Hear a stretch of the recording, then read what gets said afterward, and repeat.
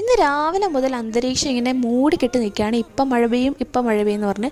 ഇവിടെയൊക്കെ വല്ലപ്പോഴും മഴ പെയ്യുന്നതുകൊണ്ട് ഭയങ്കര ഒരു ക്യൂരിയോസിറ്റിയാണ് കാണാൻ വേണ്ടിയിട്ട്. അതുകൊണ്ട് ഞാൻ ഇടയ്ക്കിടയ്ക്ക് പോയി എത്തിക്കുത്തി നോക്കുന്നതാണ്.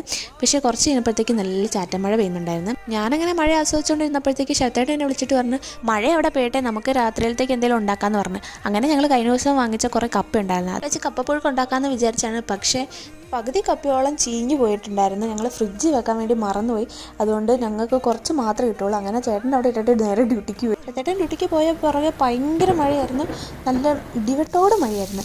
അങ്ങനെയൊക്കെ ഞാൻ ആദ്യമായിട്ടാണ് കാണുന്നത് കേട്ടോ. അപ്പോൾ ആ ഒരു വൈബ് ആസ്വദിക്കാൻ വേണ്ടിയിട്ട് ഞാൻ കുറച്ച് ഉണക്കമീൻ എടുത്ത് വറുത്ത് കുറച്ച് ചമ്മന്തി ഉണ്ടാക്കി കപ്പയുടെ കൂടെ എടുത്ത് മുക്കി കഴിച്ചു.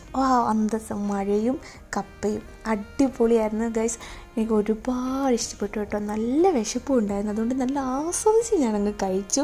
ശരിക്കും പറഞ്ഞാൽ ഇപ്പോൾ നമ്മൾ നാട്ടിൽ നിൽക്കുന്ന ആ ഒരു ഫീലാട്ടോ എനിക്ക് കിട്ടിയത്. അപ്പം ഇത്രയുള്ളൂ. ബൈ.